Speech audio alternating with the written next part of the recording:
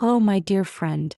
Today I will share with you a true story called Tuesdays with Morrie. It is about a professor named Morrie and his student, Mitch. Many years after graduation, Mitch visited Morrie again and found that his old teacher was very sick.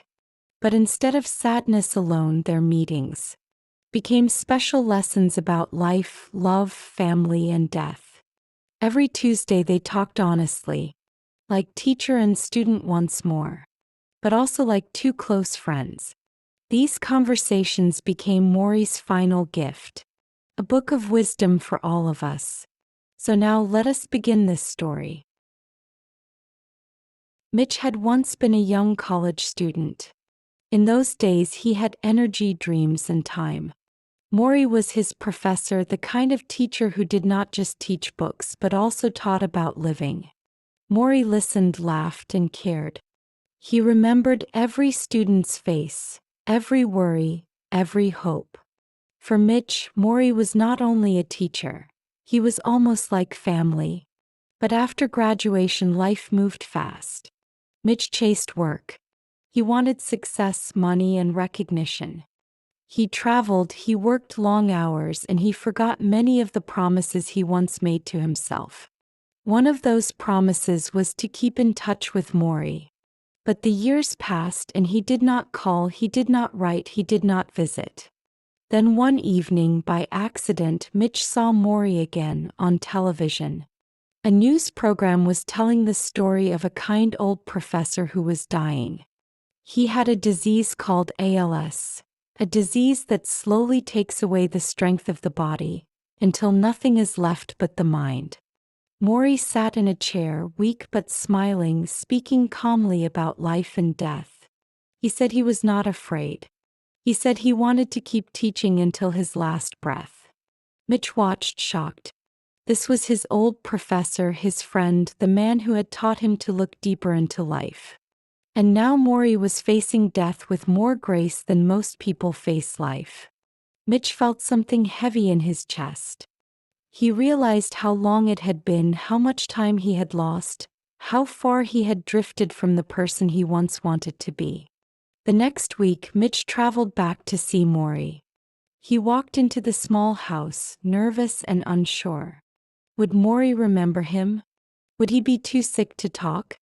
But when Morrie saw him, his face lit up. His eyes shone with the same kindness, the same warmth as years before. He opened his arms, weak but steady, and said simply, "Welcome back, my friend." They sat together in Morrie's study. Books lined the walls, the smell of paper and age filled the air. The window was open, letting in light and the soft sound of birds. Morrie's body was thin, his hands shook, but his voice was still clear, soft, and wise. They spoke of small things at first. Old memories, old classmates, the years that had passed. But very quickly the talk moved to something deeper. Morrie told Mitch about his illness. He explained what ALS was doing to him, how each week he lost more strength. Yet his words carried no bitterness. He smiled as he said, "My body may be falling apart, but my mind, my heart, they are still here." For Mitch it was difficult. He wanted to cry, but he held back. He wanted to say sorry for staying away so long, but the words felt stuck. Yet Morrie did not need an apology. He was simply happy that Mitch had come. That first visit did not last long, but it changed something in Mitch. On the way home, he felt both heavy and light. Heavy with sadness for his teacher, light with the strange peace that Morrie carried. He knew he could not stay away again. And so they made a plan. Every Tuesday Mitch would come. Every Tuesday they would talk. Every Tuesday they would share one more lesson. It was the beginning of something rare. A final class between teacher and student, not in a college hall, but in a small room filled with love, honesty, and the ticking clock of time. The first Tuesday was simple, but it set the tone for everything that followed. Mitch arrived with a notebook in his hand, ready to take notes like a student again. But Morrie only smiled and waved the notebook away. "No grades here," he said softly. "No papers, no exams. Only questions of life." So they began. At first they talked about the world outside. Mitch spoke about work, the noise of the city, the rush of deadlines.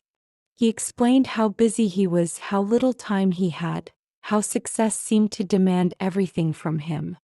Morrie listened patiently, nodding. When Mitch finished, Morrie leaned forward and said, "The culture we live in does not make people feel good about themselves. We rush, we compete, we compare. And in the end, people are left feeling empty." Mitch frowned. Empty? He had money, a career, people knew his name. But as Morrie spoke, he felt a quiet truth. Even with all his success, he often felt tired, restless, unsatisfied. Morrie continued, "Most people chase things that do not last. Money, power, fame, these are not the real treasures. The real treasures are meaning, connection, love. Without them, you can never feel full." Mitch wrote quickly now, his hand moving fast. These words felt heavier than the lessons of business or journalism. They were lessons about how to live. The second Tuesday they spoke again about the world. Morrie asked Mitch, "Do you feel you are chasing the wrong things?" Mitch laughed nervously. "I don't know," he admitted. "I am busy, I am working, but sometimes I feel like I am running in circles." Morrie smiled kindly. "That is because the world teaches you to want more, but not why you want it. The truth is, you must decide what matters to you. If you don't, the world will decide for you." He paused, breathing slowly. His illness was already stealing his strength, but his mind was clear, sharp as ever. "Once you know what matters," he continued, "life becomes simpler. Not easier perhaps, but simpler. You stop chasing shadows. You begin to hold what is real." Mitch felt his chest tighten. He thought of the nights at the office, the long hours, the missed dinners, the forgotten promises. He thought of his family waiting, of calls he had not made, of time already lost. Morrie seemed to read his thoughts. "You think you are running out of time at work," Morrie said.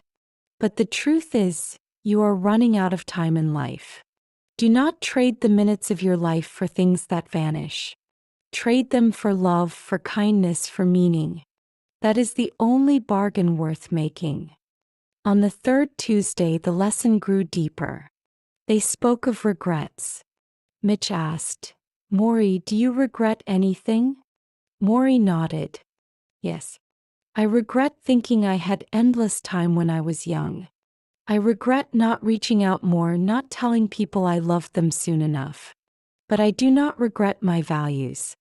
I chose people over things, and that is why I can face death with peace." Mitch was quiet for a long moment. He looked at his teacher, thin and fragile, yet glowing with a strength greater than any athlete or businessman. He thought of his own life, full of work but thin in meaning. The contrast was sharp, painful, but also hopeful. Morrie leaned back in his chair, his voice soft. "The truth is, Mitch, we all know we are going to die. But we live as if we don't. The way to live fully is to keep death in your heart. If you know your time is limited, you choose differently. You choose better." Mitch felt tears rise in his eyes, but he blinked them away. He realized that this was no ordinary conversation. This was not small talk, not gossip, not work. It was something rare, something real. That evening, when Mitch left, he felt different. He walked slower, noticing the sky above, the sound of the leaves in the wind. He thought of Morrie's words, echoing, "Do not trade the minutes of your life for things that vanish." From that Tuesday onward, Mitch decided to return with not just questions but an open heart. He understood now, these were not casual visits.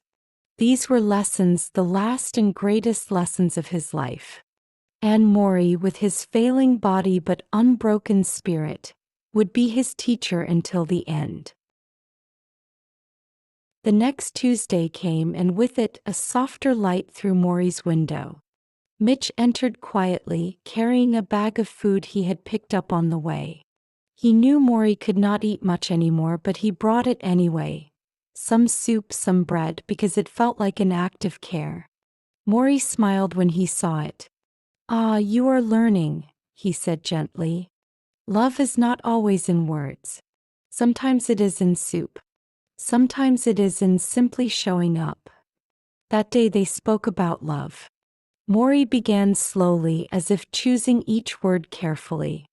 "The most important thing in life," he said, "is to learn how to give love and to let it come in." Mitch tilted his head. He was not sure he fully understood. He thought of work, of goals, of success. Love seemed softer, less urgent, less practical.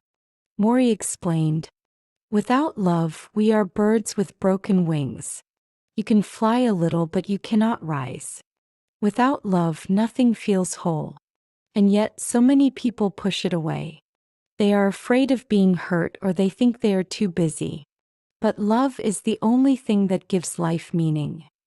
Mitch listened, his pen resting on the notebook, his thoughts drifting. He remembered times he had chosen work over family dinners, phone calls, or moments with friends.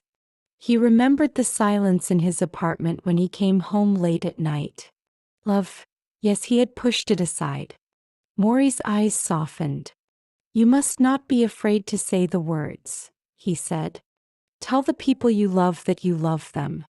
Do not wait until it is too late. Do not hide it. The world teaches us to be strong, to be cool, to protect ourselves. But love is not weakness. Love is strength." Mitch asked quietly, "And what about family?" Morrie smiled. "Family is everything. Without family, there is no foundation. You can have money, you can have success, but when the night is long and you are afraid, who will sit beside you? Family. Not money. Not work. Family."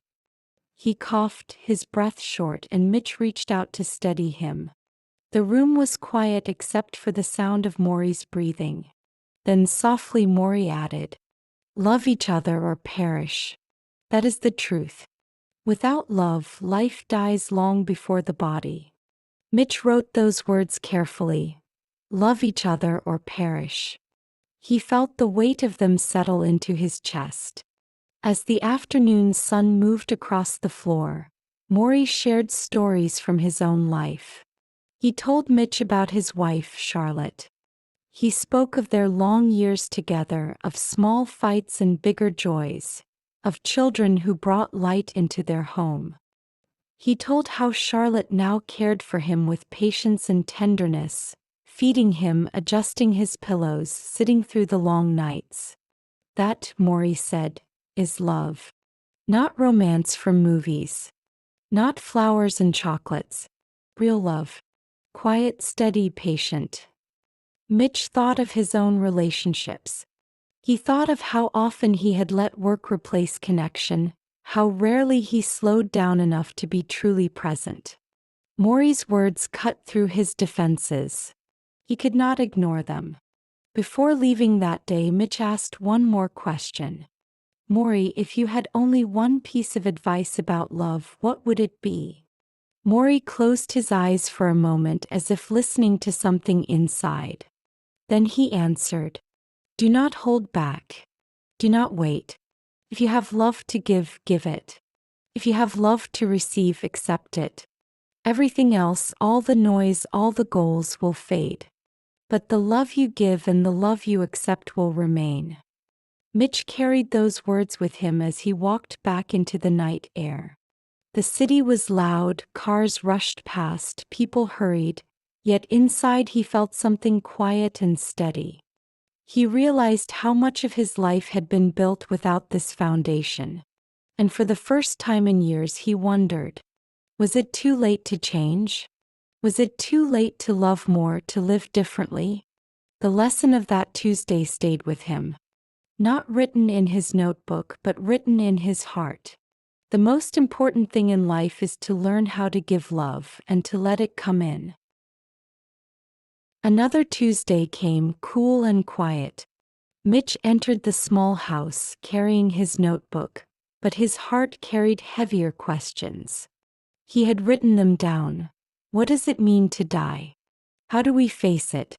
How do we live knowing death is near? When he sat down beside Morrie's chair, the professor seemed weaker than before. His breathing was shallow, his hands trembled slightly as he adjusted the blanket. Yet his eyes were calm, steady, even brighter, as if he had already made peace with things beyond fear. Morrie began without waiting for Mitch's questions. Once you learn how to die, he said, you learn how to live. Mitch froze at the words. They felt heavy, final, impossible to ignore. What do you mean? He asked softly. Morrie explained. Most people spend their lives pretending they will never die. They plan, they work, they chase as if the road has no end. But when you keep death away from your thoughts, you also keep life away. You live half asleep. You forget what matters. But if you accept that you are going to die, truly accept it, then every day becomes precious. Every morning, every handshake, every hug. It is no longer small. It is life itself, and it shines brighter. Mitch felt his chest tighten. He thought of all the days he had rushed through, the moments he had treated as unimportant. He thought of how many sunsets he had missed, how many calls he had not made. Morrie saw the look on his face and smiled kindly. Do not be ashamed, Mitch. Most people live this way. But you can change. You can decide now. Death is the great teacher. It shows us that time is short. And because it is short, we must live fully. They sat quietly for a moment, listening to the clock tick on the wall. Every tick seemed louder, sharper, a reminder of passing time. Mitch asked, but isn't it frightening? To know death is so near. Morrie nodded. Yes, of course it is frightening. The body is afraid. The ego is afraid. But the soul, the deep part of us, knows that fear is not the end. If you spend your energy fearing death, you will miss life before it is gone.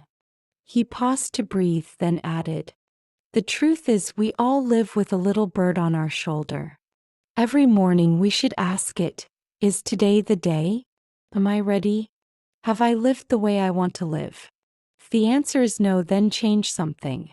Because one day the bird will say yes. Mitch wrote the words carefully, but more than writing, he felt them burning into his mind. He had never thought of death as a teacher, only as an enemy. But Morrie was showing him another way. Later that afternoon, Morrie spoke of detachment. People think if they don't think about death, it will go away. But it doesn't. Instead, we must learn to detach. When a painful feeling comes, fear, sadness, even death itself, do not run. Let it wash over you. Feel it fully. Then release it. If you hold it too tightly, it will drown you. But if you face it, it will pass and you will be free. Mitch was silent, picturing this. To accept death, to even welcome the thought of it, it seemed almost impossible. Yet Morrie spoke with such peace, such clarity that it felt real. Morrie smiled faintly. I do not wish for death, Mitch. I love life. I want more time. But I know that death is natural. It is not a punishment. It is simply the end of a story. And if you have lived with love, with meaning, then the ending is not bitter. It is just part of the book. Mitch looked down at his notebook, but the words blurred. His eyes filled with tears. He realized he was not only learning about death, he was learning how to live differently now before it was too late. As the sun set, filling the room with golden light, Morrie added one more truth. The meaning of life is not something you find in books or on a mountain. The meaning of life is to give and receive love, to care for others, to leave a piece of yourself behind in kindness. If you do that, then when death comes, you are not empty. You are full. Mitch closed his notebook. There were no more questions to ask that day. The answers were already inside him, carried in Morrie's voice, carried in the silence that followed. He sat with his old teacher as the sky darkened, not speaking, not rushing, just being. For the first time in a long while, Mitch felt what Morrie had been teaching. To live fully, to live now, because the shadow of death makes each moment brighter. The final Tuesday came quietly, like the last page of a book. The autumn air was cool and the trees outside Morrie's house were nearly bare. Leaves scattered across the yard, like golden reminders of change, of endings. Mitch entered slowly, his heart heavy. He knew this visit would be different. He knew it might be the last. Inside, the house was silent except for the sound of Morrie's breathing. He lay on a bed now, no longer able to sit in his favorite chair. His body was weak, thin, fragile as paper. But his eyes, though tired, still held the same warmth. "Hello, my friend," Morrie whispered.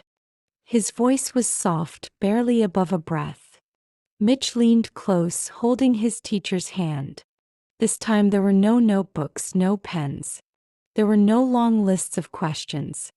Mitch did not come to collect words. He came to be present, to give back the love that Morrie had poured into him. They spoke little that day. Morrie's strength was fading, and even small sentences cost him effort. But the silence between them was not empty. It was full of memories, of lessons, of gratitude. At one point, Morrie said quietly, "Death ends a life, Mitch, but it does not end a relationship. Love continues. Memory continues. You will carry me in your heart. That is how teachers live on." Mitch felt tears slip down his face. He wanted to protest, to deny what was happening. But Morrie's calm acceptance gave him strength. Morrie squeezed his hand weakly. "Forgive yourself for not visiting sooner," he said. "Forgive others too. Life is too short for carrying anger. Take what we've talked about, love, family, meaning, and live them. That will be my last class." Mitch nodded, unable to speak. His throat was tight, his chest heavy. As the afternoon light dimmed, Morrie whispered one more thought. "Be a teacher, Mitch. Not in a classroom, but in life. Share what you've learned here. That is how love grows, how it spreads." Mitch promised he would. And he kept that promise. When it was time to leave, Mitch leaned down and kissed his old professor on the forehead. "I love you," he said, the words breaking from him at last. Morrie's lips curved in a faint smile. "I love you too," he whispered back. Those were the last words they shared. A few weeks later, Morrie passed away, surrounded by family. The world lost a gentle soul, but his wisdom did not vanish. It lived on in the book that Mitch wrote, in the hearts of millions who read it, and in every life touched by his lessons. And for Mitch, every Tuesday after that carried a new meaning. It was no longer just a day in the week. It was a reminder of love, of wisdom, of a teacher who turned dying into the final, greatest lesson of living. Tuesdays with Morrie is not just about a professor and his student. It is about life itself. Through Morrie's final lessons, we learn that love is more important than success, that family and connection are stronger than money, and that accepting death can teach us how to truly live. I hope this story helped you practice your English listening, but also gave you something deeper. Time to think about your own life, your own values, and the people you love. Remember, learning a language is not only about grammar or vocabulary. It is also about hearing real stories, feeling real emotions, and letting the words stay in your heart. So take these lessons with you. Share love, forgive quickly, and live with meaning. Thank you for joining me today. See you in the next story.